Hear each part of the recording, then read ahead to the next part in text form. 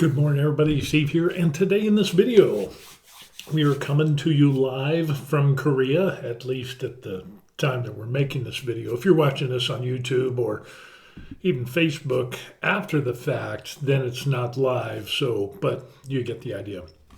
Anyway, as you can tell by today's title, the best country to retire in is, and best quality of life?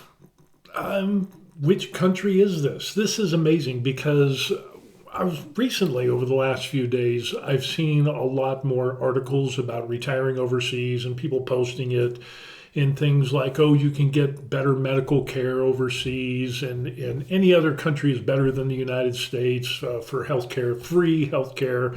And it's like, wow. Unfortunately, there's a lot of problems with those articles.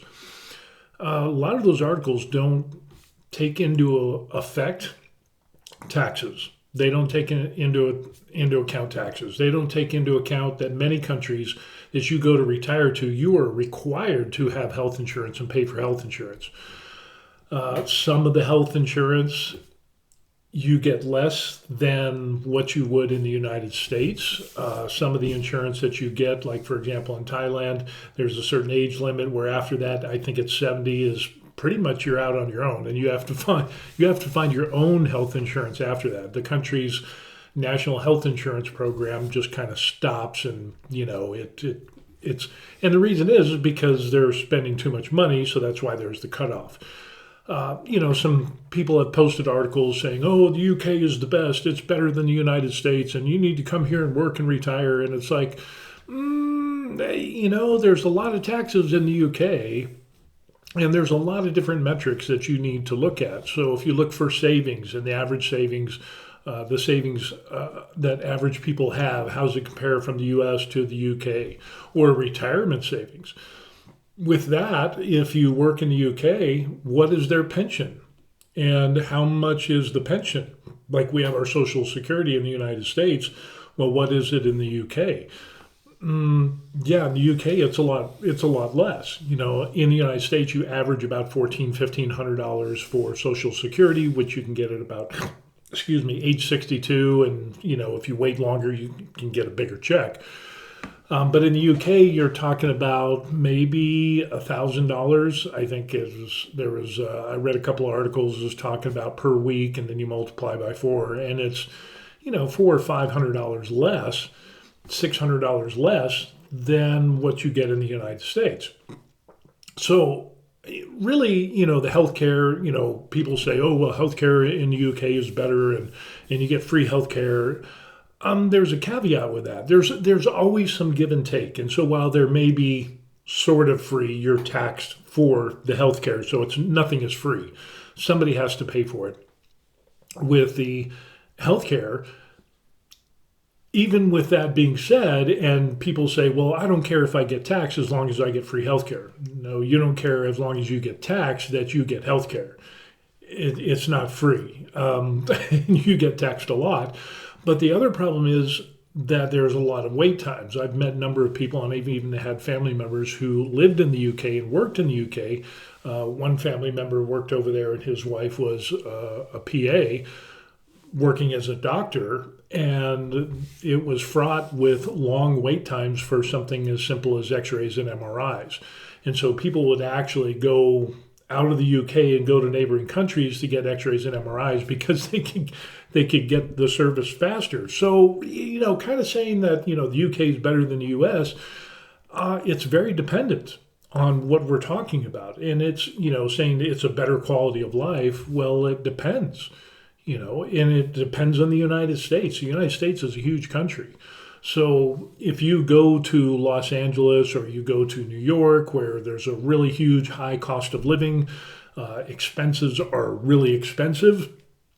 And it's probably not a good thing. But there's other places in the United States where the cost of living is definitely a lot lower and more affordable. So you can't really say that the United States is not good for quality of life. There's just too many variables.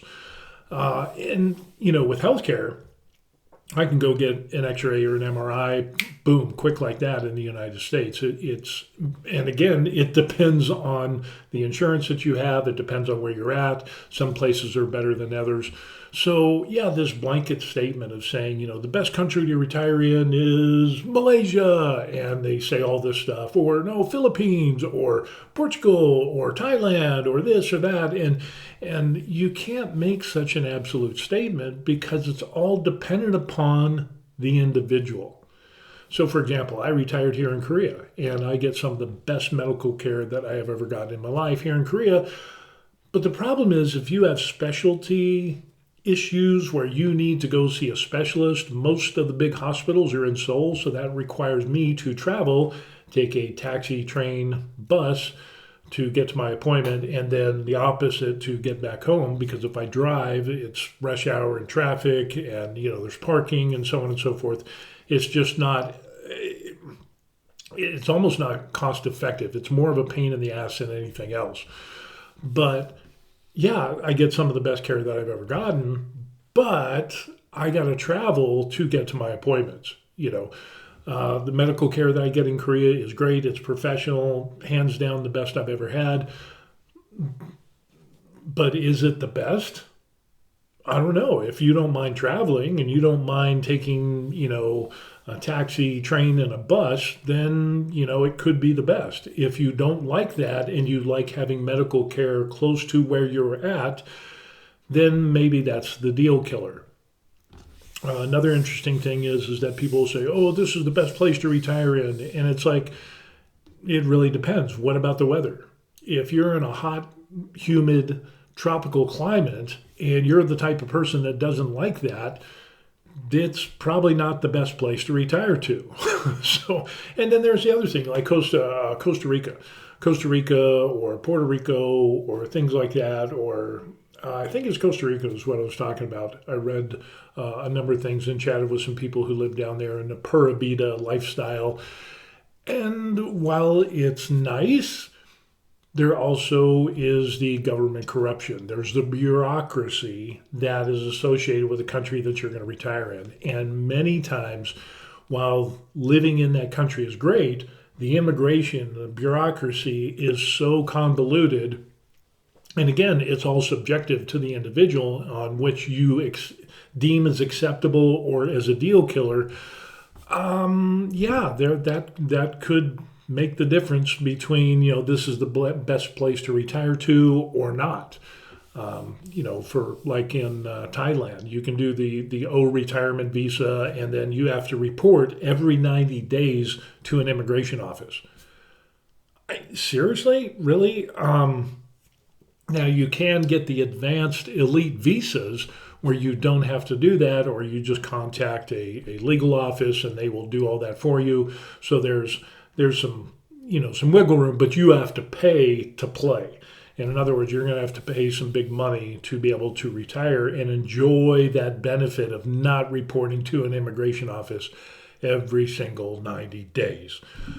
Here in Korea, matter of fact, the immigration, it started out when we did our F1 and F4 visas, we had to renew every year. Well, then we found out as our renewal time came up, which is actually 3 or 4 months before that, you have to start the paperwork, and actually it's 3 months, and then you put in your renewal, and then it's good for another year. Well, what we found out with our immigration lawyer is that if we could prove that we were married, which, it's a thing, that we had our marriage certificate, we had the birth certificate of our daughter who's, 30, and then we turned all that in, and then suddenly, the term of our long-term visa was increased to, 2 or 3 years or whatever. So, it ends up, so that's more palatable for us instead of doing it like every single year. And the thing that bothers me are the people that read these articles online and they say, like, this country is better than that country is better than this country. They don't look at all the different variables, and they just go by what they read in the article, which kind of leaves out a lot of details. And these people have never stepped outside of the United States or the country that they're in, so they have no clue about the United States, or they're in the United States and they have no clue about any foreign countries like Thailand or Panama or Japan or Korea or Mexico, places that I've been to, and it just they just kind of regurgitate whatever's in this article. Oh, look at this is better and better, and it's free. And no, nothing is free. And oh, by the way, did you look at the tax situation? And no, you get taxed more for, but I don't see it, so I don't care.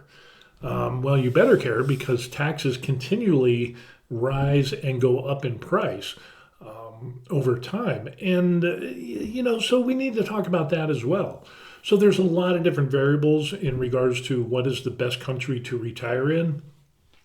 I think it comes down to what an individual is willing to put up with. Okay. It's not all, now if you're blessed with, multiple pensions and you're rich and, more than the average working everyday John and Jay Q public, you can kind of forego some of these things and live in nicer places, and you can get the elite visas and the so on and so forth, and money's not an object. So there's great flexibility and there's great peace that comes with that, because you can pay your way to comfort. For those people who don't make a lot of money on their retirement, it really comes down to what are you willing to put up with as in a trade-off of being able to retire early. And for a lot of people that retire overseas, the number one thing is expenses. And if you have reduced expenses, that allows people to retire earlier than what they would in the United States. So that's kind of a big draw to overseas retirement. A lot of people are really getting hooked on this, and we're seeing more and more people my age. I'm 50, going to be 58 this year. We're seeing more and more people that are retiring overseas because they can't retire in the United States because the expenses are so high. When you look at food, when you look at rent, and when you look at phone and internet and water and trash and sewer and all that stuff, generally what I found in retirement-friendly countries, those expenses are a lot lower. But there's always trade-offs. There's how many times do you got to go to the immigration office? How much do you have to pay for your visa to stay and extend and renew your visa every year, or however long that you need to renew it? What is what is the corruption level of the country that you're in? There's a lot of people that 10, 15, 20 years ago that Mexico was the place to be. And now we're getting reports that, places that were good retirement places for U.S. citizens in Mexico have now, they're gone because of cartel, because of crime and murders and, assaults, sexual assaults, and all kinds of horrible things. So people are like, yeah, I'm not putting up with this, and we're going back home. So things change over time as well. I've also read a number of accounts of people in Mexico who have been stopped by immigration. So in other words, they were on a bus from going one place to another to enjoy their retired life. They got stopped by law enforcement, by immigration. They were all herded up, and unless they paid a bribe to those people, they ended up going to jail. And they had to hire lawyers and so on and so forth. And because of, this isn't right and blah, blah, blah, and whatever, some trumped up charges. So unless you can bribe your way out of a situation, you could be in jail for a while. And people have actually reported this is happening in Mexico, and it's becoming more frequent. Why does this happen? Because of crime and corruption within that country. So, I kind of saw this a long time ago, especially during my time in the military, and when we went down to Panama and did some stuff down there. It ends up, you hear things from people that are stationed down there, and it's like, the crime's getting worse, drug interdiction is getting worse, and so on and so forth. And all the drugs that are moving up from South America all the way into Mexico and then into the United States, cartels have a big hand in that. And that hand extends towards the corruption of the government and the powers that be. So that comes into play. Those things can change in the blink of an eye. Not literally a blink of an eye, but in a short amount of time. So what was once the retirement destination for Americans, say for example, would be Mexico, because you're close to the United States. It's a quick flight back home if you need to go back to the United States or whatever. Everything's cheaper in Mexico as soon as you cross the border. But because of the rising crime and corruption, it's not that wonderful nirvana of retirement, overseas retirement, that it once was. And there's other countries that have where this is happening too. Then there comes to the point of where countries that were really, really great are increasing the cost or the fees to retire in their country. So we talked about Malaysia. Malaysia is pretty interesting. Malaysia is really clean. It's really nice. We want to take a trip down to Malaysia. There's so many places we want to go to. But we want to go to Malaysia and check things out down there because it's inexpensive and so on and so forth. Political corruption, not much. There are some other issues that I see that just kind of doesn't really give me that warm fuzzy in certain areas. So I think it's a good place, visit, vacation. But as far as long-term retirement, I'm right on the line of whether that would be a good place or not. But as I said in a previous video, Malaysia, in their Malaysian My Second Home program, raised the income requirements from like $1,000 a month, which, or $1,500, whatever it was, $1,200 a month. Like somebody on Social Security could go live in Malaysia and save money and have a real good time. Now it ends up that they raise the income requirement almost to $9,000 a month. And it's like, yeah, they're trying to cash in on that. And so you have people that have been grandfathered in, but it just doesn't make sense sometimes. And so things can change in a moment. And, you don't know if you're going to be grandfathered in. There's no right saying that, well, I was here before this came into effect, so I'm going to be grandfathered in forever.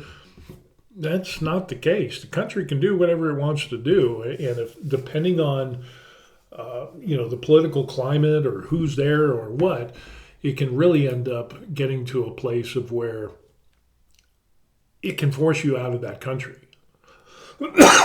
Excuse me. So yeah, there's a lot of interesting things and dynamics that comes into play of retiring overseas, and it's not as one set as saying, oh, this is the country go to, and I'll go there and I'll retire and I'll stay there forever. That's not really a thing these days anymore. Even in Europe, in European countries that are considered retirement friendly, there's increasing prices and fees and so on and so forth. Change in immigration laws. Everything is changing, and there's this state of flux where it's like, okay, well, I was hoping to be here for the rest of my life, and now it's like it changed to, well, I'll be here maybe 10 years, and now it's like maybe 5, and it's like, yeah, we'll just kind of play it by ear and see what happens.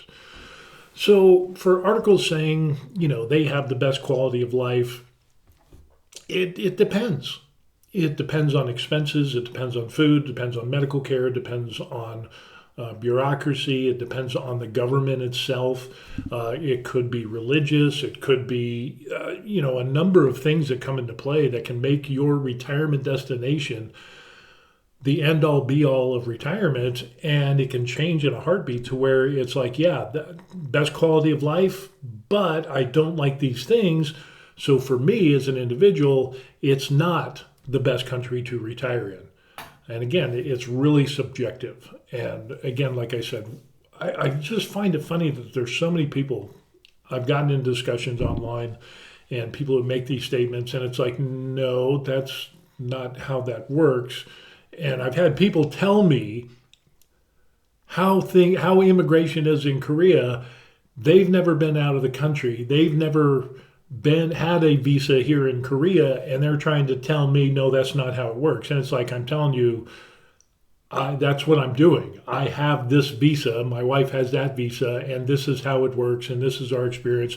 The laws haven't changed. And so, yeah, you're wrong. But these people, when you get in these discussions, well, when was the last time you came to Korea? I had people argue with me about buying property here in Korea, and it's like, well, when have you bought any property here in Korea? And lo and behold, there's this going back and forth, and then saying a bunch of stuff, and usually it resorts to name calling. But the end result is they haven't been to Korea. They haven't bought property in Korea. They haven't opened a bank account in Korea. They don't have Korean cell phone service here in Korea. But they're making all these statements as if they were and had experience in Korea. And I've seen this with people who talk about other retirement destinations. And I don't know why people do this. It's kind of similar to those people that use the stolen valor, that pretend that they were in the military, or pretend that they were in a combat zone, or pretend that they were a warrant officer when they were really an E5 and they only spent a couple of years in service instead of retiring as a warrant officer. I don't get that. If you did your 2 years and you got out, that's absolutely fine. You're a veteran. But yeah, the status and your appeal to authority does not make you right. Even if you were a warrant officer, a general, or whatever, if what you're saying is wrong. Your authority and your title that you carry does not negate the facts of what actually is. So yeah, this is kind of a little rant thing. But it really makes me wonder as to why people do these things on social media. And there's a number of times where I'm just like, oh, I don't know. That's a good question. There's places that said, oh, well, this country's really good, and because they have so many sick days off per year, and you get so much vacation, and so on and so forth. So as a worker in this country, you have a lot of benefits of working here, and so on and so forth. And to that, I reply, I check it out and verify it, and it's like, that's awesome. But then you look at the visa requirements, and it's a lot harder to go to that country than in other countries to work and retire. Korea, the work visas are hard to get as well. So, there's always going to be this give and take when we talk about retiring overseas and what you deem is acceptable. But I think everything is subjective. I think for us, for me and my wife, it came down to expenses, and expenses were a big thing because we looked at our life. Excuse me. We looked at our life and in the United States, and we couldn't retire until late 60s or 70. And even then, it was questionable because of the rising prices of everything. Our property tax was going up average $100 per year. And so when we first got our house, it was like $1,600 a year. And then, it was almost up to, it was 7. So yeah, 16, 20.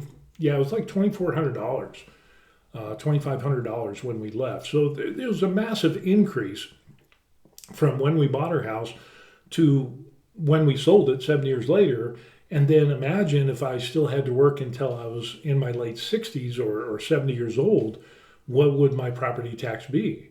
It would be huge, and you look at all the other expenses, and it just wasn't working. So expenses was a big thing. And tied to that was the ability to retire early. And I think that's a draw for a lot of people. A lot of people in the United States, can't speak for other countries, but when they find out that their Social Security is enough and sometimes even more than what they need to retire in an overseas location, then they come to the point of where it's like, I can put up with some uncomfortable weather. I can put up with the immigration reporting or the rules that I have to follow, which are, who wants to report every 90 days? Nobody does.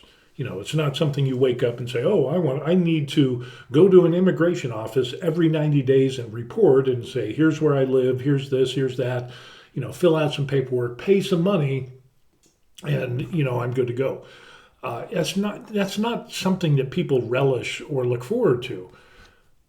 But on the other side of the coin, if you're going to continue working and you can't retire early, then that is subjective. And it's like, hey, I can put up with that minor inconvenience. And so this is my best retirement country to retire in. I can put up with the weather. I can put up with the bureaucracy. I can put up with the immigration rules and this and that and the fees, because in the grand scheme of things, it really comes down to whether I work or whether I retire early. And I might not have as high a quality of life as I did in the United States, but I'm retired. So really, it's subjective. The best quality of life, there's always pros and cons. And so I think what we need to do is take a look at that as individuals and take that into consideration.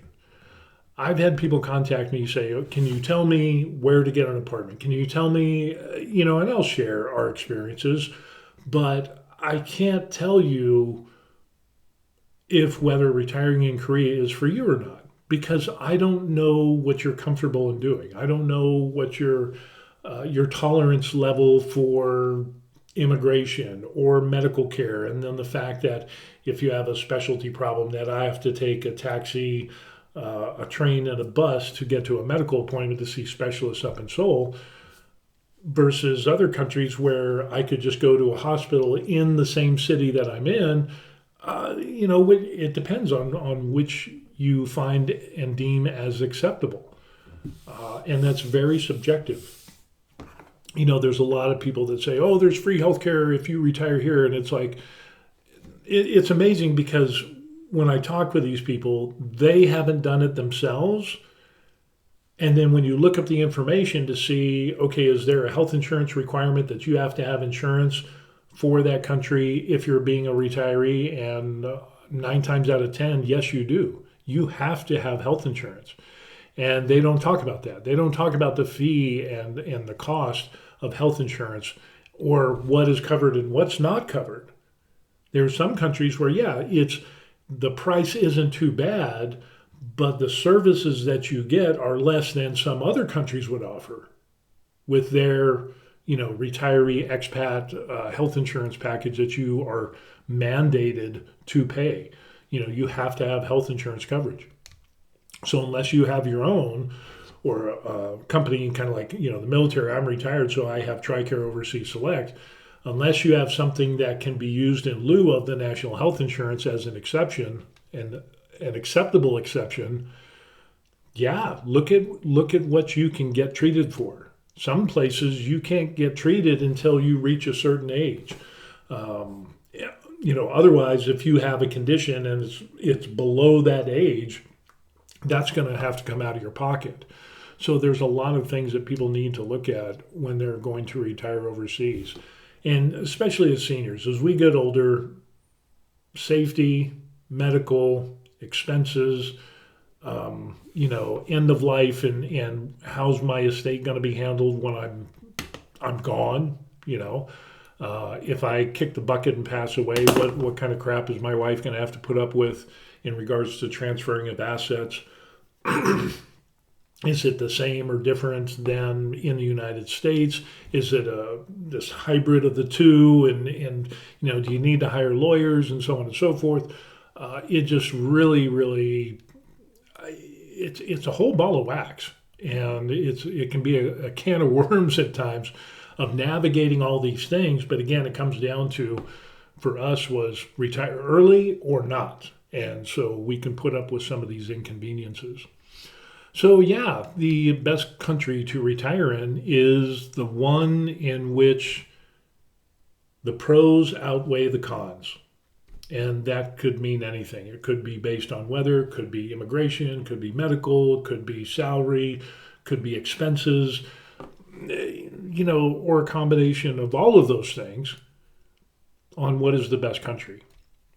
It might come to the point of where it's like, well, I want to go to a country where English is widely known. Then that could be the key thing, and say, well, I like this country here, but they don't speak a lot of English. There's nothing wrong with saying I want to retire to a country that has a lot of English speakers, or English is more readily accepted than other countries. There's nothing wrong with that. You can say, oh, well, if you need to learn language if you retire overseas. Well, yeah, you can do that, but you don't have to. And now with the advent of technology, you get to a place of where, you don't even need to learn a language, and that is a viable option. So, yeah, the best country is the one that you like and the one where the pros outweigh the cons and you feel comfortable. And that's what we end up having. That's what we're talking about today. So, a lot of things to consider. And then there's the consideration of family. The one thing I didn't even talk about. If you have family in the United States and you live overseas, is that going to be hard on you? Are you going to miss your family and your extended family members who are in the United States, and are you going to be alone in the foreign country or whatever? If you have strong family ties, that alone in itself might be the deal killer to retiring overseas. So it could be that the United States is the only place that you're going to retire to because you have such strong family bonds, and being overseas is just not acceptable to you. It's just not something that you want to do, and that's absolutely fine as well. I think when you retire overseas, you need to get real with yourself, because a lot of things are going to change, and your circle of friends are going to change. What you do as you're retired overseas is going to change from what you do in the United States versus being overseas.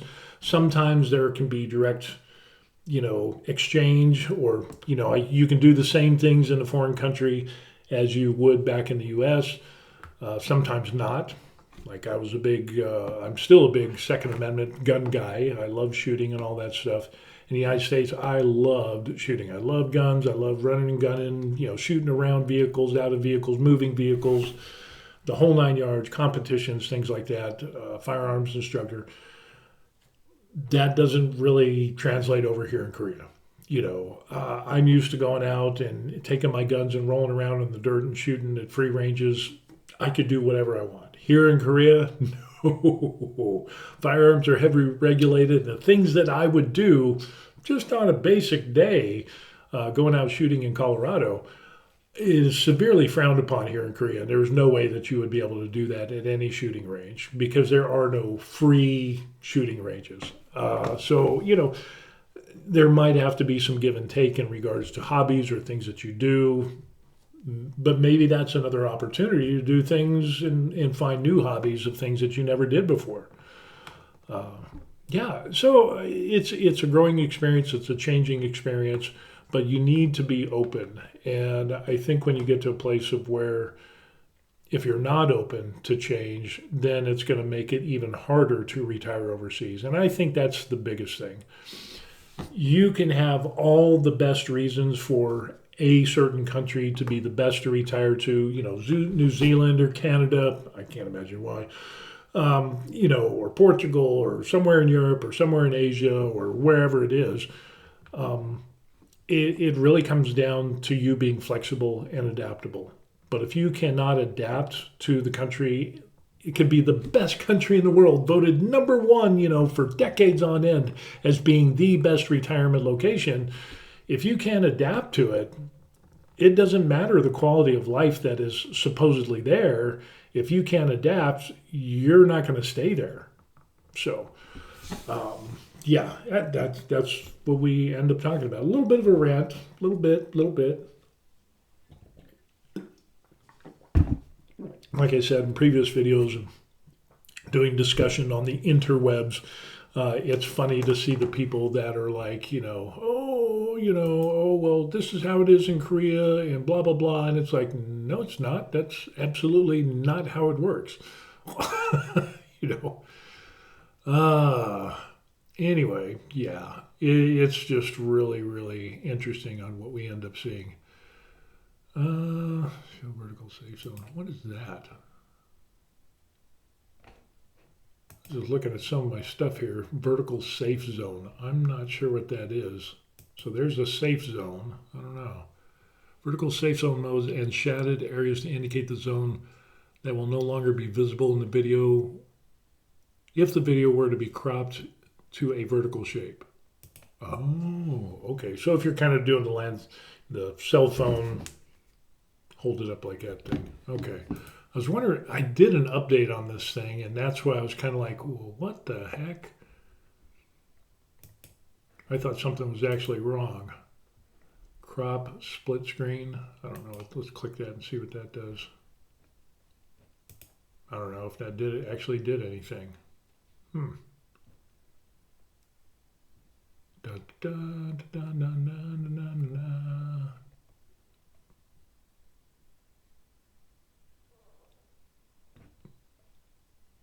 Okay, alrighty. Just kind of sorry there, squirrel moment there. Just checking out what's going on with this Stream Deck and this Ecamm Live that I'm using. But anyway, that's what we got going on.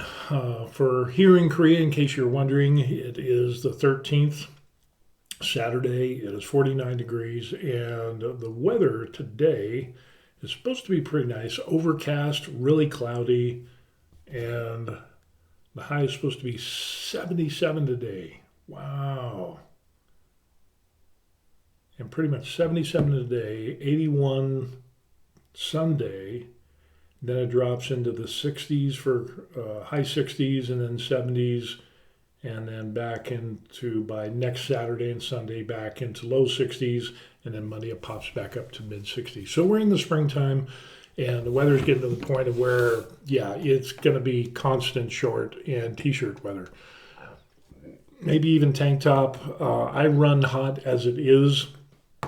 And the worst time of year in Korea, in my opinion, is summertime because the heat is oppressive. The humidity is like, don't touch me, don't look at me. It's not as bad as like Panama.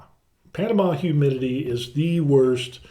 In the jungle is the worst humidity I've ever felt in my life, and I never want to go back there. That's like ungodly torture level humidity. So, but then again, there's other places that, where weather comes in and just, I don't know, maybe we've got to find some place to go during the summer. Winter's not so bad because being retired, we pretty much stay inside, but yeah, that hot and humid summer here in Korea, yeah, I don't like it at all. And you retire overseas, you will experience, I haven't met anybody who's retired overseas that loves all 4 seasons of the country that they're in. There's always one season or one period of time that they absolutely hate it. The rainy season in Thailand, or, the hot, oppressive, things get up into 110, 120 degrees, during the heat of their summers. And it's just, you just hug the air conditioner as you go to sleep, to try to get some relief. It's just, there's always pros and cons to wherever you retire.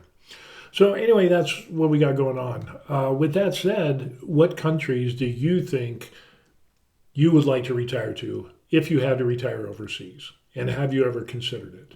And if you are retired overseas, tell where you're at and kind of, clue us in on what are the pros and what are the cons, and kind of why you retired where you did.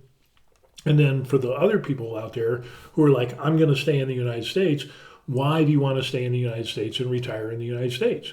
And there is no right or wrong answer. It's because everything is subjective, and I'd just like to hear what everybody has to say and their kind of thought process.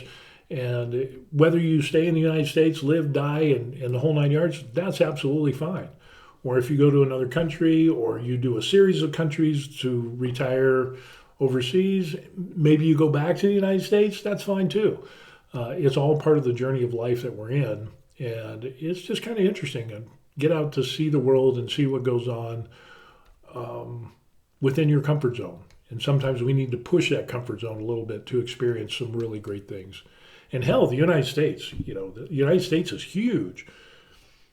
There's tons of places that you go in the United States and retire and visit and experience and never leave the country and have a extremely fulfilled life. So don't think that I look down on anybody. I know somebody sent me a message saying, oh, you think you're better than everybody else. And it's like, no, that's not it. I'm just opening up and saying, hey, some other things to consider in life, if you haven't, might be overseas retirement. And if you make the informed decision, say, well, I'm not going to retire overseas, good on you. You made that informed decision. And that's all I can ask for anybody to ever do. So that's a win in my book if you make an informed decision. So anyway, that's going to be it. Workout today, chest and back. We're going to hit that up at the military base gym, knock that out today, and then we're going to do some more painting on miniatures. I'm doing more stuff on that, and I've actually moved the majority of my hobby stuff to my spare room, so we will keep enjoying that. And my video channel, The Buried Life, as you can see there, talks about our experiences of retiring here in Korea. So there's a playlist for that. I got some health and fitness videos. There's a playlist for that. I've got some hobby stuff. There's a playlist for that. And so, yeah, kind of a mishmash of a lot of different things. But the newest video that I'm working on is painting miniatures that I print with my resin printer and kind of learning how to do artsy things. This is an example of one of the artsy things. So I don't know if that's artsy, but yeah, this ended up, it turned out pretty good, I think, in learning how to paint and I don't know, just doing some cool stuff. So yeah, I'm trying to get better at painting and learning some new techniques, and I'm making a video where I'm doing a little bit at a time and record, and eventually that will go on the channel as well. That's it. That's it for today. So anyway, I hope you enjoy. For us, it is the weekend. For you in the United States, it's probably still Saturday or Friday. The weekend's coming. Friday's here.